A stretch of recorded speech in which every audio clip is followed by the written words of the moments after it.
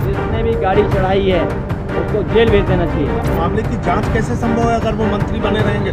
और इस लड़के को अभी तक गिरफ्तार क्यों नहीं किया गया?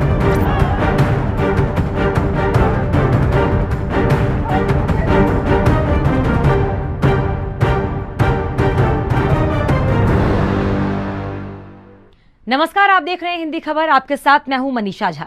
रविवार के दोपहर लखीमपुर में हुई हिंसा विपक्ष को अपने लिए 2022 में जीत का मौका दिखाई दिया। यूपी के मुख्य विपक्षी दल ही नहीं, गैर बीजेपी शासित राज्यों के दिग्गज नेता भी राजनीति करने से बाज नहीं आए। राजनीतिक रोटियां सेकने के लिए लखीमपुर की ओर कूच करने की कोशिश की गई, लेकिन यूपी के सरकार योगी आदित्यनाथ ने इतनी समझदारी से काम लिया कि विपक्ष देखता रह गया और योगी ने उनके लिए सियासत के सारे रास्ते बंद कर दिए।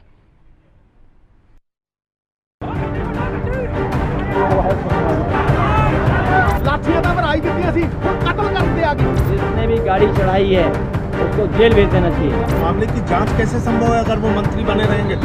और इस लड़के को अभी तक गिरफ्तार क्यों नहीं किया गया?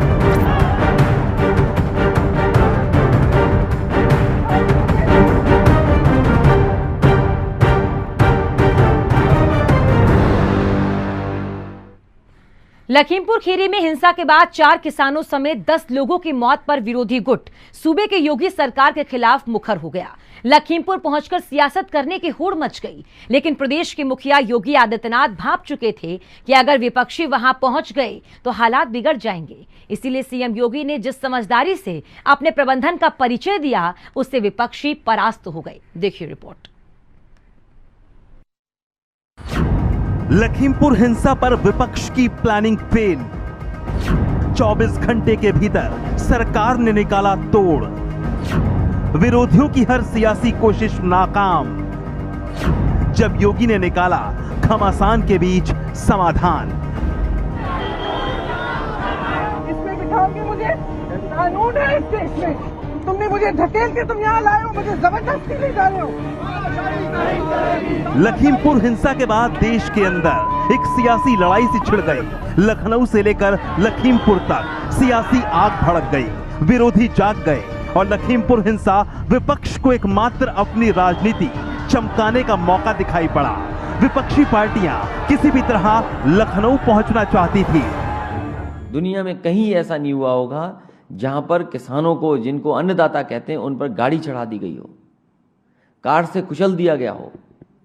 और पहले देश के गृह राज्य मंत्री ने ऐलान किया हो कि वो जानते नहीं है कि मैं देश का गृह राज्य मंत्री हूं, मैं क्या कर सकता हूं।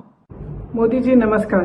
इस देश को बताइए कि इस मंत्री को बर्खास्त क्यों नहीं किया गया है और इस लड़के को अभी तक गिरफ्तार क्यों नहीं किया गया है। मेरे जैसे विपक्ष के नेताओं को तो आपने हिरासत में बगैर किसी ऑर्डर, बगैर एफआईआर के रखा है। मैं जानना चाहती हूँ कि ये आदमी आजाद क्यों है। मैं रात में 2:30 बजे लखीमपुर किसान जो मारे गए हैं उनके परिजनों से मिलने जा रहा था। मुझे यहाँ गिरफ्तार कर लिया गया।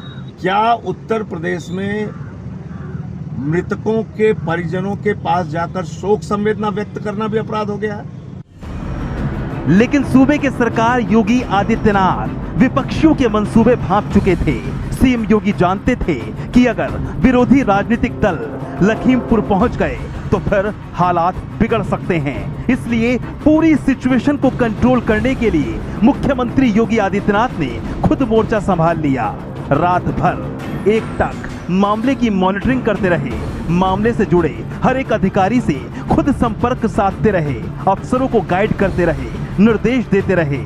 और सीएम की मुस्तैदी का परिणाम लखीमपुर हिंसा की अगली दोपहर यानी सोमवार को सामने आया, जब किसानों के साथ बातचीत और समझौते की बुनियाद खड़ी हो गई।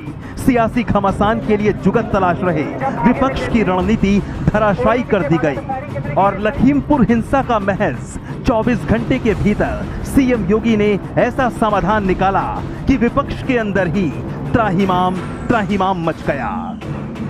न्यायिक जांच इस पूरे प्रकरण की हाई कोर्ट के वरिष्ठ रिटायर्ड जज के द्वारा कराई जाएगी और जो भी मृतक हैं उनको 45 लाख रुपए का प्रति व्यक्ति मुआवजा सरकार के द्वारा दिया जाएगा और घायलों को 10 लाख रुपए का अनुदान शासन के द्वारा दिया जाएगा।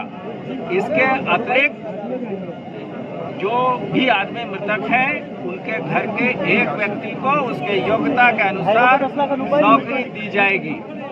यही मुख्य मुद्दे हैं और इसके अलावा ये भी आश्वासन दिया गया है कि जो भी व्यक्ति इनकी कमेटी से समय समय पे यहाँ के अधिकारियों से टच में रहेंगे, क्योंकि कोई भी बिंदु अगर विवेचना के दौरान ये जो मुआवजा देगा उसको बताते जाएंगे समय समय पे।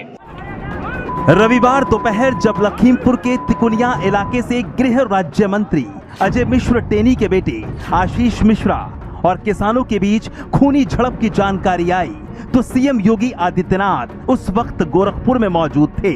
लेकिन खबर आते ही मुख्यमंत्री योगी ने मामले की गंभीरता भांप ली थी। समझ चुके थे कि सूबे में सरकार के लिए एक संकट की नींव रखी जा चुकी है।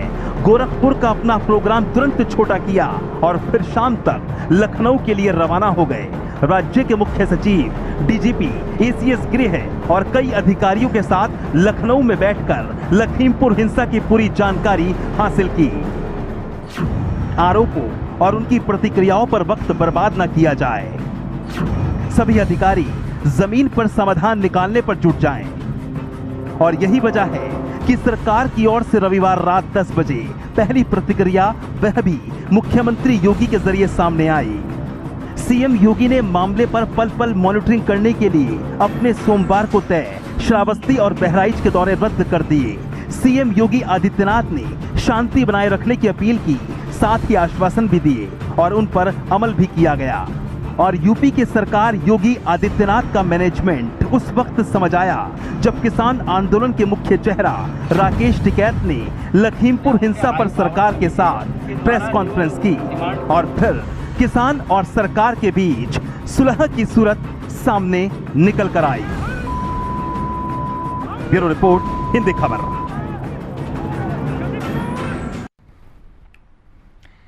जी हां, लखीमपुर हिंसा की जानकारी मिली तो सीएम योगी मुस्तैद हो गए।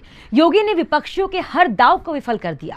सियासी रोटियां सेकने से पहले विरोधियों के चूल्हे में जल रही सियासी आग बुझा दी। सरकार ने किसान आंदोलन के मुख्य चेहरे राकेश टिकैत के साथ प्रेस कॉन्फ्रेंस कर सुलह की सूरत सामने लाकर रख दी। लखीमपुर हिंसा की जानकारी के बाद योगी ने विफल किया विपक्ष का दांव। सियासी रोटियां सेकने से पहले विरोधियों के चूल्हे की बुझा दी आग।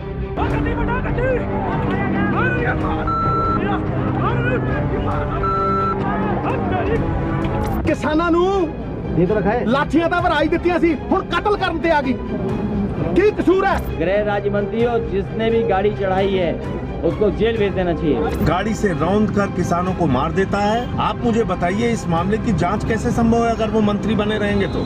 ये कोई दादागिरी का शासन नहीं है कि इस मंत्री को बर्खास्त क्यों नहीं किया गया है और इस लड़के को अभी तक गिरफ्तार क्यों नहीं किया गया है। उत्तर प्रदेश में अगले साल यानी 2022 में विधानसभा चुनाव हैं और कोई भी विपक्षी दल अपने हाथ से इस मौके को नहीं निकलने देना चाहता।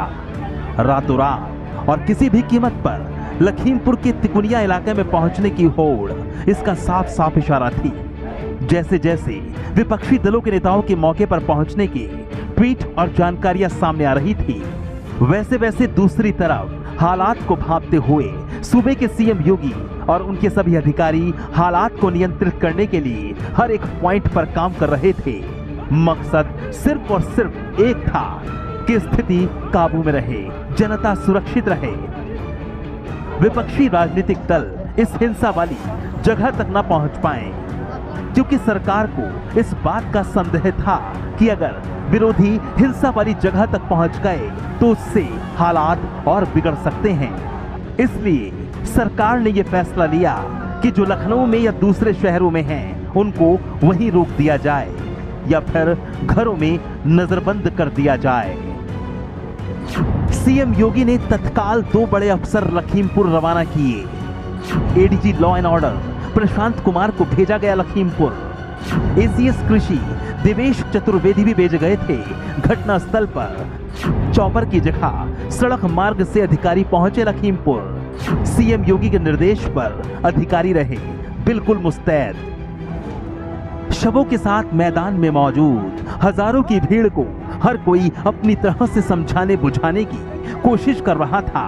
सारे अफसर एक पेड़ के नीचे रात भर जमे रहे और फिर 12 घंटे की एक बैठक के बाद हल निकलकर सामने आया, जिसमें किसानों की मांगों को मांगकर इस मुद्दे को खींचने की विपक्ष की रणनीति को मुख्यमंत्री योगी आदित्यनाथ ने विफल कर दिया। कोई रिपीट करूंगा, ये बहुत दुर्भाग्यपूर्ण घटना हुई है। इसमें हम सभी परेशान हैं, चिंतित हैं और जो जैसे बताया गया कि दोषी है शासन का है, तह तक जाएंगे, जुडिशियल इंक्वायरी होगी और जो एफआईआर हुई है उस पर विधिक कार्रवाई करते जो भी लोग हैं उनको गिरफ्तार करके उनको कड़ी कानूनी कार्रवाई पे ले जाएंगे। मुआवजा बता दिया गया है 45 लाख रुपए जो मृतक है उनके आश्रित को मिलेगा। सर कितने सर सभी को दिया जाएगा? यहाँ पर कृषक है जिनके बारे में अभी संख्या 4 बताई गई। 4 या 5?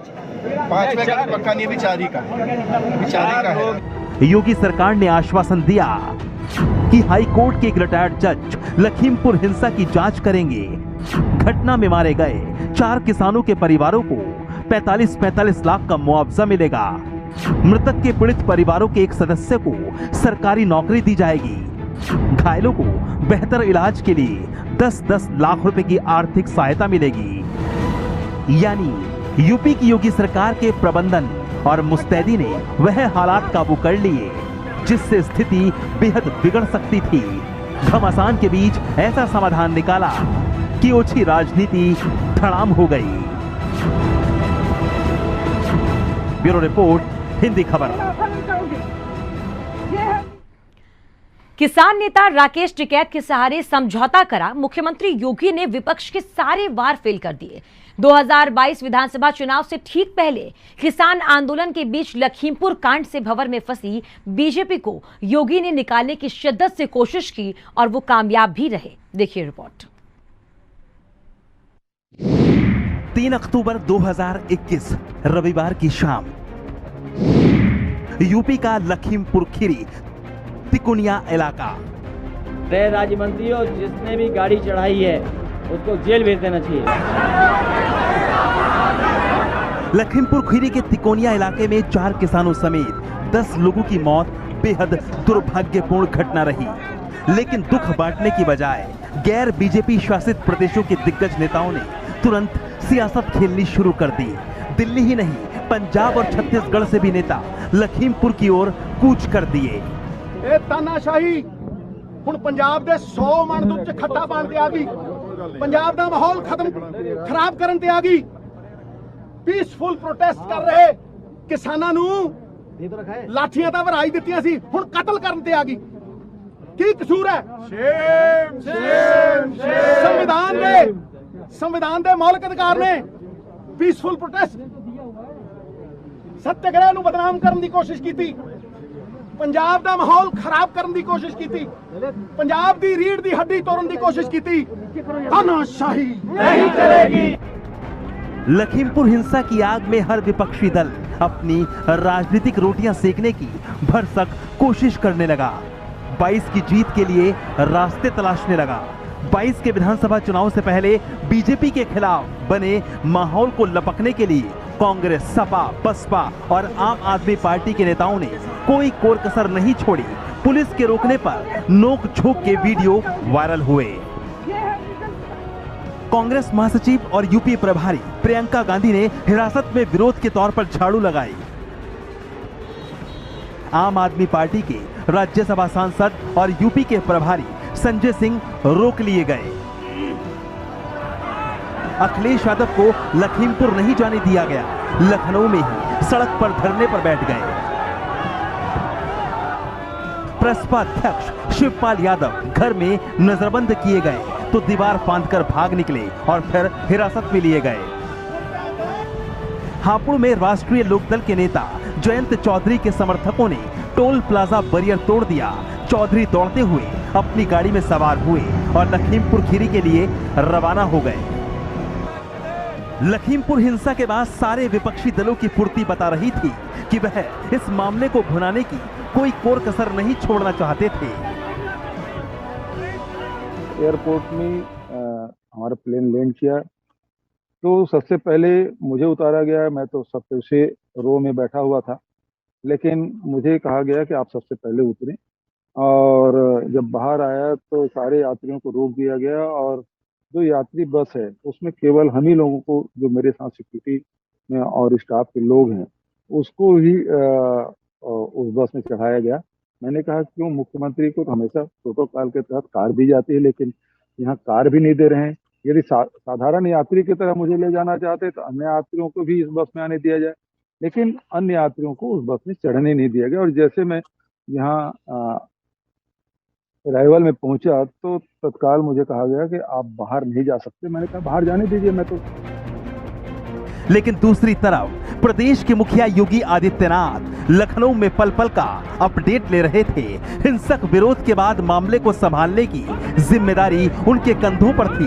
उन्होंने 24 घंटे के भीतर कुछ इस तरह से हालात को संभाला कि विपक्ष की सारी सियासत धरी की धरी रह गई। जो माहौल सुबह से गरमाया हुआ था, दोपहर 1 बजते बजते हवा हो गया। किसान नेता राकेश टिकैत और प्रदेश के एडीजी कानून व्यवस्था प्रशांत कुमार के साथ प्रेस कॉन्फ्रेंस की तस्वीर सामने आते ही विपक्ष की आवाज ठंडी पड़ गई, क्योंकि सरकार प्रदर्शनकारी किसानों की सारी मांगे मान चुकी थी। इससे विपक्ष के लिए मुद्दे को गरमाने के सारे रास्ते बंद हो गए। यानी सीएम योगी के आगे विपक्ष की एक न चली। किसान नेता राकेश टिकैत के सहारे समझौता करा। योगी ने विपक्ष के सारे वार फेल कर दिए और 2022 विधानसभा चुनाव से ठीक पहले किसान आंदोलन के बीच लखीमपुर कांड से भंवर में फंसी बीजेपी को योगी ने निकालने की शिद्दत से कोशिश की और वह कामयाब भी रहे। ब्यूरो रिपोर्ट, हिंदी खबर। सीएम योगी ने जब से उत्तर प्रदेश की कमान संभाली है, प्रदेश में कोई ऐसा उपद्रव उपजने नहीं दिया जिसकी आग की लपटें शासन तक पहुंची हो और सवाल खड़े हुए हो। चूंकि बड़ा प्रदेश है और चुनौतियां भी बड़ी हैं, लेकिन सीएम योगी ने दिखा दिया कि संकट कितना भी बड़ा हो, उससे निपटने के लिए कुशल प्रबंधन और सही नीति से निपटना सीएम योगी जानते हैं। लखीमपुर खीरी कांड में सीएम योगी ने यह साबित कर दिया कि उन्हें घेर पाना विपक्ष के लिए मुश्किल ही नहीं, नामुमकिन भी है। हमारी खास पेशकश में इतना ही। हिंदी खबर पर खबरों का सिलसिला जारी है।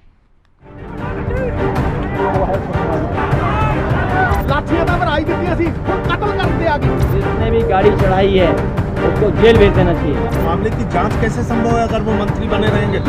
और इस लड़के को अभी तक गिरफ्तार क्यों नहीं किया गया?